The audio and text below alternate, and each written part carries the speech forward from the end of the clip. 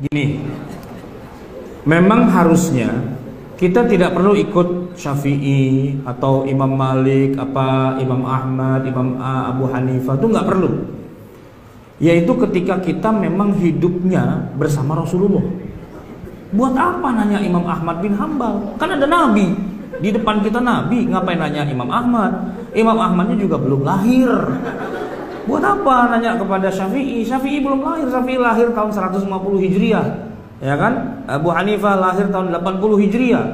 Ya kalau kita hidup di zaman Nabi, lah ini Nabi gede banget depan muka kita, ngapain nanya yang lain, gitu loh. Jadi kalau Anda ingin mengatakan nggak usah ikut ulama, ikut Nabi, itu benar 100%, tapi Anda salah hidup.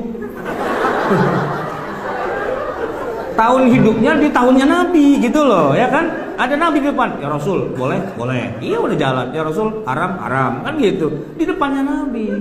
Ini dia hidupnya di zaman sekarang, 14 abad kemudian. Dia bilang, saya nggak perlu ulama, saya langsung pada Nabi.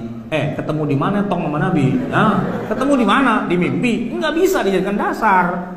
Terus ketemu di mana? Di Sahih Bukhari. Emang bisa baca tuh Sahih Bukhari, ya kan? Kan baca cuma terjemahnya doang, ya kan? Orang Imam Bukhari saja, orang Imam Bukhari itu nggak ketemu langsung dengan Nabi, nggak ketemu langsung, ya kan? Jangankan Bukhari, Abu Hanifah, Syafi'i itu nggak ketemu langsung, Imam Malik nggak ketemu langsung. Yang ketemu langsung itu adalah sahabat Nabi. Jadi yang boleh bilang saya tidak butuh ulama, saya butuh Nabi langsung, itu sahabat. Nah ente hidup tahun berapa? Nah, kan nggak sesuai. Nah buat orang yang sudah nggak ketemu langsung dari Nabi, ketemunya hanya dengan sahabat, yaitu para tabiin. Tabiin aja nggak boleh bilang saya nggak butuh sahabat, saya butuh Nabi. Lu ketemu? Enggak sih. Ya ketanya sama sahabat dong ujung-ujungnya kan.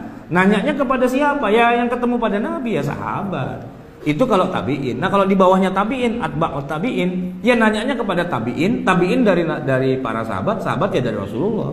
Siapa itu atba'ut tabiin? Contohnya adalah Rasulullah punya sahabat namanya Abdullah bin Umar. Abdullah bin Umar ini sahabat. Sahabat ini punya murid namanya Nafi'. Nafi' itu berarti derajatnya adalah bukan sahabat, di bawahnya sahabat. Apa namanya? Tabi'in. Nah, Nafi' ini ya, kemudian di masanya dia jadi ulama besar, dia punya murid namanya Malik. Malik itu apa levelnya? Tabi'in. Malik itu ya Imam Malik yang mendirikan mazhab Maliki, gitu loh. Masa kita bilang Malik goblok agak ngerti apa-apa. Gua yang ketemu langsung dengan Nabi. Kapan ketemunya? Di mana ketemunya? Dalam mimpi. Ya kalau dalam mimpi mah nggak bisa dijadikan dasar. Nah, kita nanya kepada Malik, itu adalah pendiri dari mazhab Maliki. Kita nanya kepada Imam Syafi'i karena Syafi'i muridnya Imam Malik, gitu loh. Kita nanya kepada Imam Ahmad karena Imam Ahmad itu muridnya Imam Syafi'i. Ahmad, Syafi'i, Malik, Nafi', Ibnu Umar, Rasulullah. Itu kan generasi pertama kepada mereka. Kita bermazhab itu kepada orang yang salaf. Salaf itu di sini maksudnya ya salaf yang hidupnya di awal-awal itu. Levelnya itu di bawahnya sahabat yaitu tabi'in, di bawahnya lagi atba'ut tabi'in. Itu mereka salafun soleh yang sesoleh-solehnya. Salaf dalam arti yang sesungguhnya, gitu. Bukan ngaku salaf tapi hidupnya 2018. Itu mah bukan salaf, gitu loh. Orang zaman sekarang tapi ngakunya ke sana. Terus saya tanya, kalau emang Anda ketemu langsung dengan Nabi lewat jalur apa? Lewat pakai hadis. Emang hadis ente ketemu langsung dengan Nabi kan enggak? Tapi dari sahabat, dari tabi'in, dari atba'utnya kan lewat jalur yang sama juga. Lewat jalur Imam Ahmad, lewat jalur Imam Asy-Syafi'i, lewat jalur Imam Malik, kan itu juga. Jadi dia bilang saya nggak mau ikut mazhab tapi pakai hadis. Ya berarti hadisnya kan lewat jalur orang yang sama juga. Kenapa kalau hadisnya dipakai tapi ijtihadnya nggak dipakai? Kan nggak masuk akal. Sedikit belajar sejarah lah gitu, biar nggak kelihatan begonya tuh kelihatan banget gitulah ya. Sedikit belajar sejarah. Jadi tahu oh di sini posisi para ulama itu. Dan kepada kita ya kita tinggal ikut aja. Kan begini ya.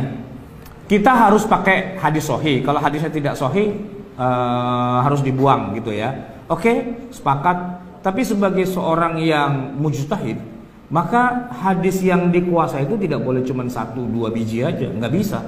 Hadis itu jumlahnya banyak, bukan cuma puluhan, ratusan, ribuan, tapi bisa jutaan jumlahnya.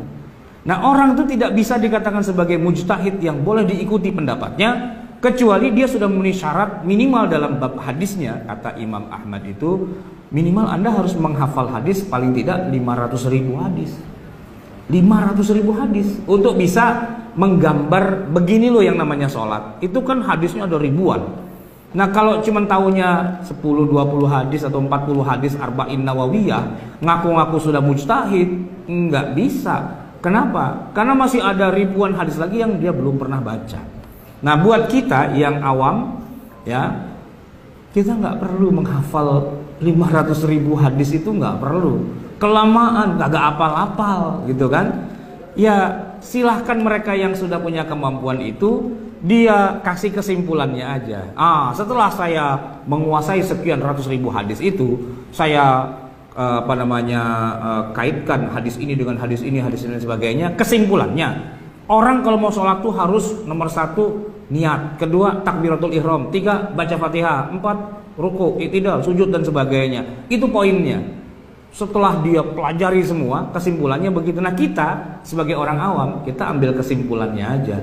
Karena yang beristihad juga bukan orang sembarangan, orang paling ngerti. Siapa lagi yang lebih ngerti dari mereka? Ya mereka ngajari ke kita kayak gitu kesimpulannya. Ya itulah.